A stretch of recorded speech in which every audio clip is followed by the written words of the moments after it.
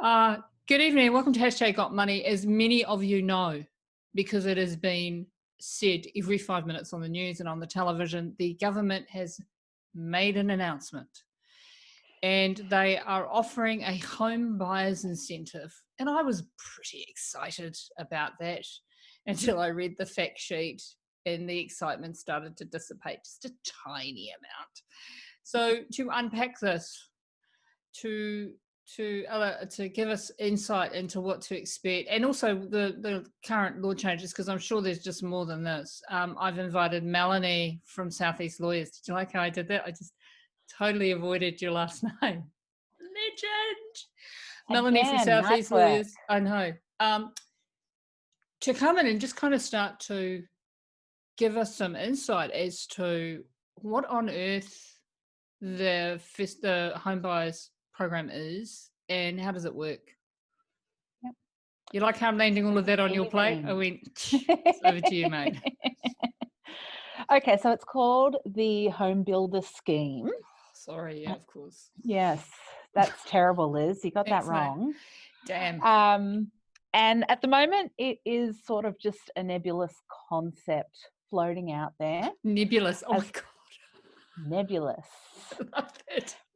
It's like a cloud, and you can see it, but we don't really know what's in it. I know. So we don't have any legislation to see at the moment. All we can go off is the big promises that the government is making.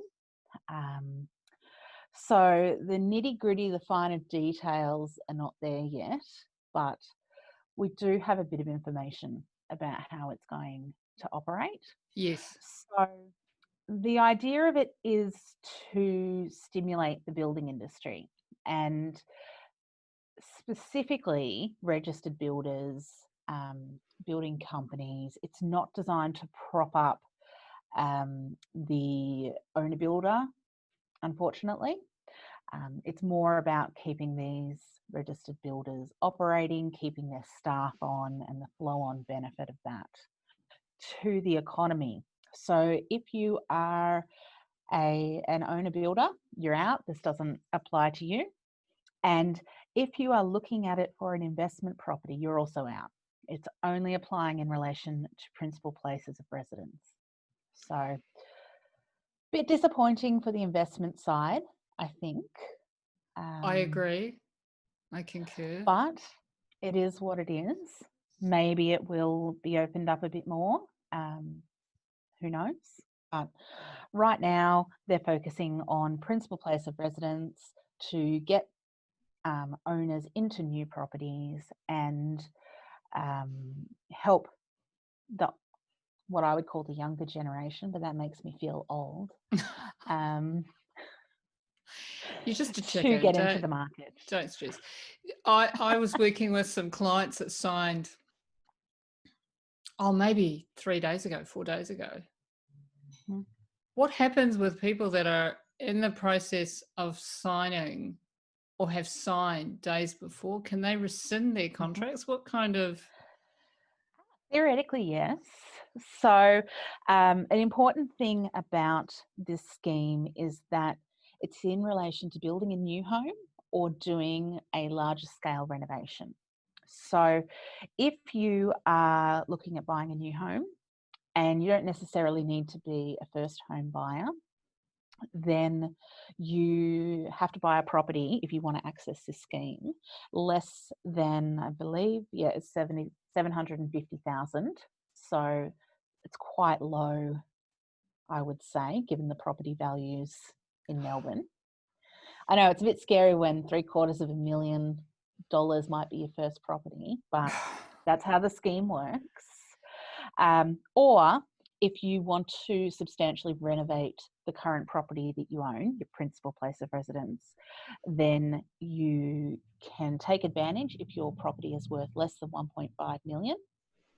And if your renovation is going to be between 150,000 and 750,000.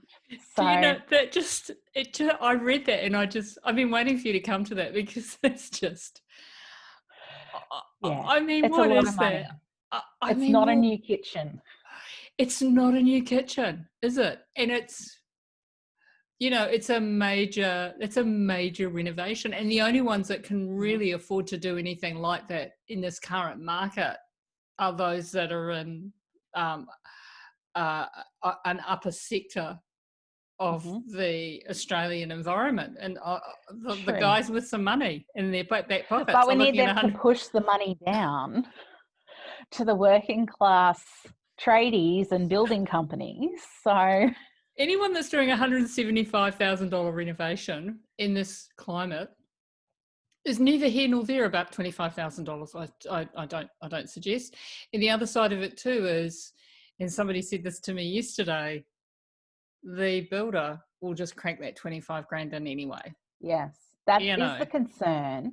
And they're talking about provisions being written into this legislation to combat that. And particularly that builders may have to give some kind of written statutory declaration or undertaking that they're Can I not say jacking something? the prices up. It is like an accountant created this. And Oh, totally. And it doesn't feel to me like the people that considered this work anywhere near the property industry at all. Because the other thing as well, what a lot of people, and which I was reminded of this morning, you have to be a citizen to Yes. get the grants. Now, Citizen, yep, go for it. over 18 and buying in your own name. Can't be in a trust, can't be in a company. You have to, if you're an individual, be earning less than $125,000 a year based on your last tax return. Or if you're a couple, less than 200,000 a year combined. So I would hazard a guess that people who are in under those caps may not have $150,000 to throw at a renovation. Although if they're looking at buying their first house that's less than 750,000, it might be a good option for them. Or if they're looking at doing a knockdown rebuild, that could also be an option. But I love you, such an optimist. I love how you did that. Well, they could. I love how you created a scenario. It's theoretical. So here's the other issue here. They've got constraints around build timeframes, and that kind of feels silly to have done that. I think that's going to be a real problem. So what they've said is that it's available on contracts signed after the 4th of June, but must be before midnight on the 31st of December. So we've got 6-7 months to use this, but the build has to commence within 3 months of the date you signed. So if this program generates a massive influx of people wanting to take advantage and they're signing up these building contracts, what if the builders can't deliver? We're starting the project in 3 months. Boom. And right? You know, the problem with that, do you know what's happening? I read this and I was cracking up. A lot of the offshore processing for banks is shut, right? Yes. So instead of a file going through in 21 days, which would be considered regular, right? Yeah. They're looking at files going through and being completed now in 6 weeks. So if you just get your lending through in 6 weeks, you still have to get all of your council permits and build permits in order. And that whole process can take up to 6 to 7 weeks, depending on the council you're dealing with. This feels like a plan that can be sabotaged. And I'm pointing at my computer because I've got it up. It's inaudible. Yeah. The parameters are too tight and they're too lean. Yes. And for your average person who this might be their first foray into the knockdown rebuild or in the purchase of a new property, if they're signing up to contracts that don't have special conditions allowing them to pull out if they can't get the home builder package, then their contracts with their builders or their vendors are still binding. So if they can't complete, there's a whole flow on from that. Oh, I didn't even think about that, of course. So if we have a special condition. Yeah. You would recommend that special condition though, wouldn't you? You would say, have a special condition. Yeah. Saying that if it can't proceed within the 3-month build period, then you can pull out of the contract. However, as somebody who represents vendors, I'd say, no way, we're not putting that in. That's your problem. And you know what? There isn't a builder or a landowner that I deal with that would ever allow a clause like that. And I get you. I agree with you. I think that's the right way of doing it. I If really you can do. sneak it in, give it a Stick it in. crack. Give it a go. But yeah, know that this is probably a scheme that better props up somebody who is ready to go right now, ready to sign the contract, has done all the bizzo behind that, or somebody who's just buying brand new off the plan, that sort of scenario. So It we'll doesn't, see. it also entirely ignores the apartment sector. This is only for new houses. Yes. Is that right? Because that's how I read it. You're the solicitor. Yes. I didn't see anything that flavoured that apartment market when I looked. Do you like how I threw it back? Well, you're the solicitor. Do you know the issue with this? There's going to be a bloodbath of apartments sitting unsold in Melbourne. Yeah, people won't want, if you want to take advantage of the scheme, you're either having to buy off the plan, which could be an apartment, but it won't be something that's built, well, depending on how the legislation goes, or you are buying a house and land package.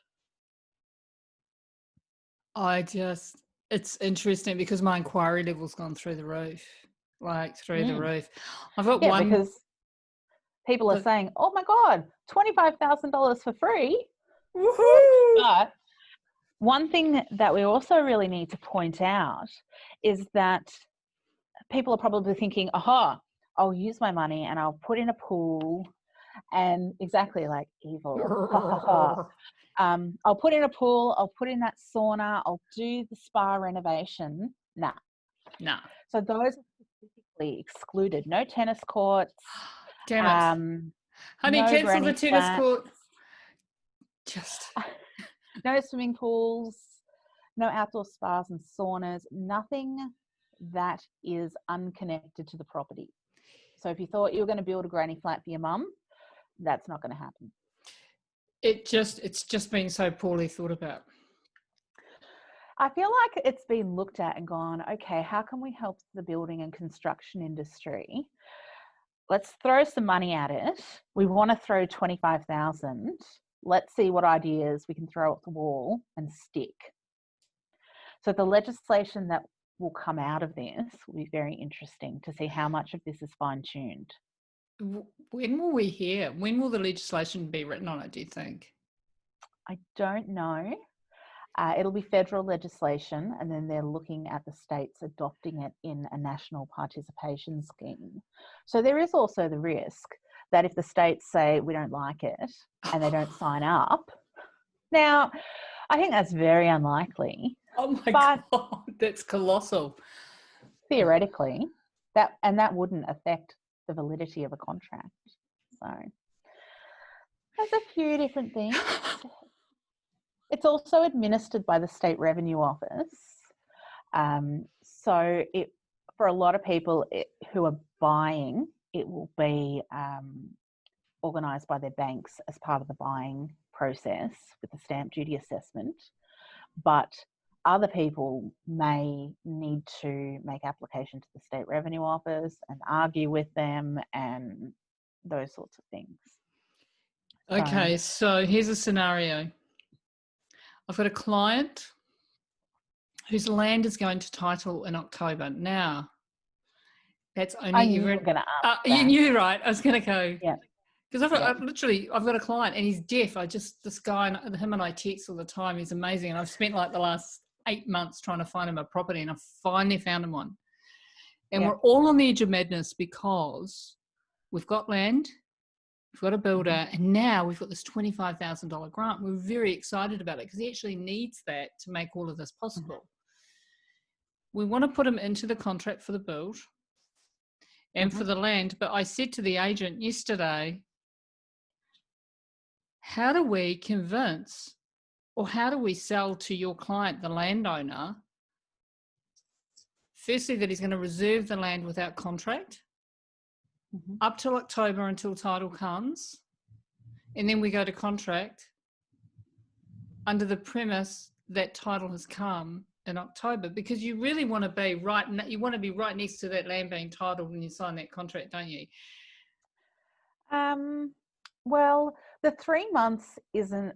So if we go back a step, Yeah. so the program becomes active as at yesterday. Yes. So if you sign today, you're okay.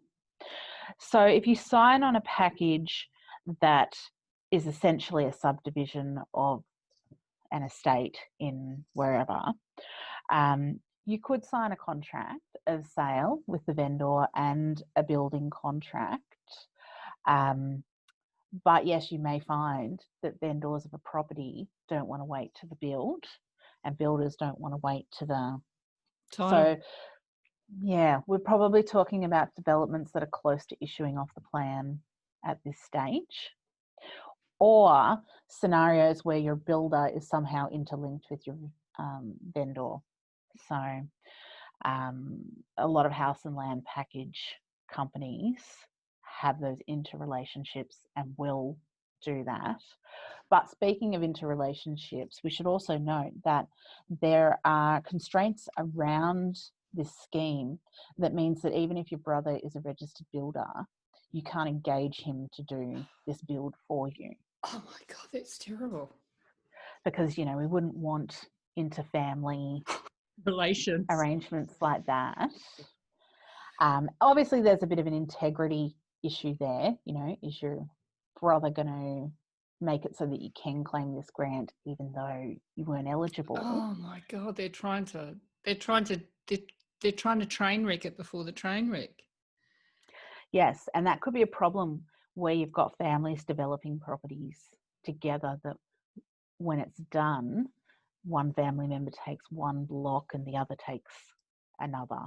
So that can be difficult. The other issue here is that there's such a shortfall. There's very little titled land available in Melbourne. Most of the land that we're selling now is 12 to 18 months away from being titled, because we've always had a pretty voracious appetite for homes and houses. So those secular areas on the outer ring of Melbourne they kind of maintained a pretty even balance during COVID. We've had people coming in and really taking advantage of some of the incentives that the landowners have put down, and they've gone through to build. So the other side of this is, if there's title blocks out there, they're being snapped up straight away. Yes. So that's an issue. Do you think the government, when it goes to sit down to create the legislation, might change that citizenship law? Because it almost feels like they've gone ahead and they've got rid of, we have a lot of, like, I'm a permanent resident of Australia. I'm a Kiwi. I'd be a citizen, but I just haven't got around to it. It's like doing my will. No, we just don't want you. That's the problem. Come on, don't say that. I know you don't mean it. I know. So do you think that there might be some consideration to doing that? Why have they made it for citizens only? What do you think and I know we're making this up now, but what would be the intention around doing that? I have insights. Oh, gee, please. So literally 30 minutes before we came onto this Zoom, the Treasurer was on the TV talking about foreign investment. Now, I didn't get to see that because I was doing real work. But I believe what's happening with this scheme is it is connecting up with the Foreign Investment Review Board issues, how if you are not a citizen or a permanent resident, that you can't buy new housing stock. But who knows at this stage? I'm not sure they've thought that all the way through. And we'll have to see how the legislation comes out. You know, I can make all kinds of guesses, but we've got to see how the scheme comes out. I think they are worried about foreign investment now, given everything that's happened.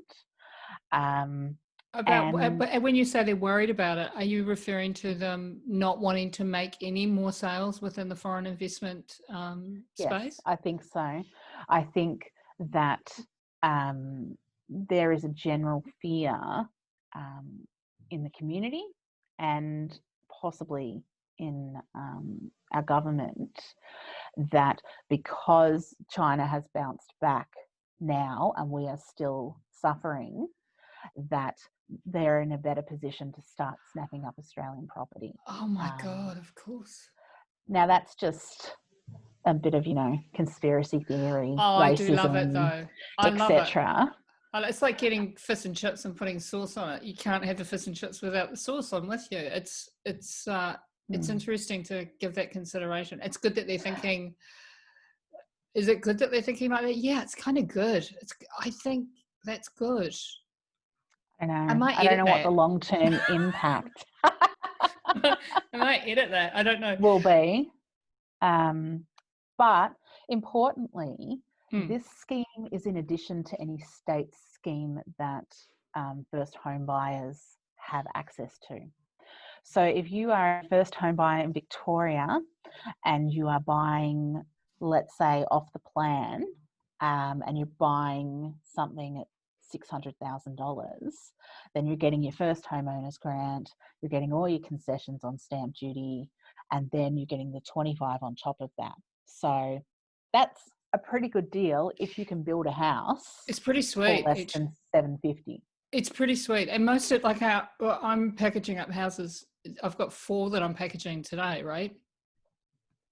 560, 550, 540, around that space. Oh. You look at that 25, one of the gentlemen I'm working with is going to Geelong. So he's got 20 on the first time home buyers grant plus the 25 and the land's titled.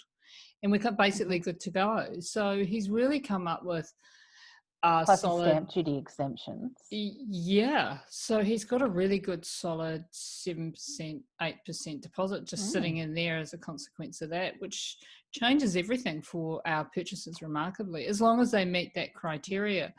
How long do you think it'll take for the legislation to be written on this? You reckon they'll turn it around? Moving. I think they will. I think they have to, because if our dates are the 4th of June to the 31st of December, then we can't be frigging around, so to say. Could you imagine them getting it done like 1st of December? Boom. They're actually churning out quite a lot of stuff at the moment. I think this is the hardest politicians have ever had to work, to be honest. Good, well, they need to earn their money. Is there anything else? What else is going on out there? I'm really disappointed that I can't build my sauna and my tennis court. Damn it, I knew you would be. It's okay, sweetie. Next round. Something else to consider, and it's sort of back to the issue of permits and whatnot. Yep. If you are thinking, I'm going to do a major renovation that's going to be over 150,000, I'm going to, build that gigantic rumpus room that I've always wanted, just bear in mind that the council may not approve that. You might think it's a great idea, but a lot of properties are encumbered with covenants, or councils have planning schemes saying you can't build a house bigger than a certain amount, that you have to have a green space requirement, those sorts of things. So you should never just assume that you can whack on that renovation, especially in a lot of these new housing estates. There are often covenants we need to do a how show. Much you can build. Yeah, we need to do a show on this. So if you find out later that the council says you can't put an extra 100 square metres on, you can only put 30 on, and that decreases your reno cost to less than 150, but you've already signed a building contract for it. Yeah. So with this scheme, I would suggest that if you want to make use of it, that you need to get some good legal advice around it. Don't just be willy-nilly signing stuff up, because this is going to be fairly heavily regulated.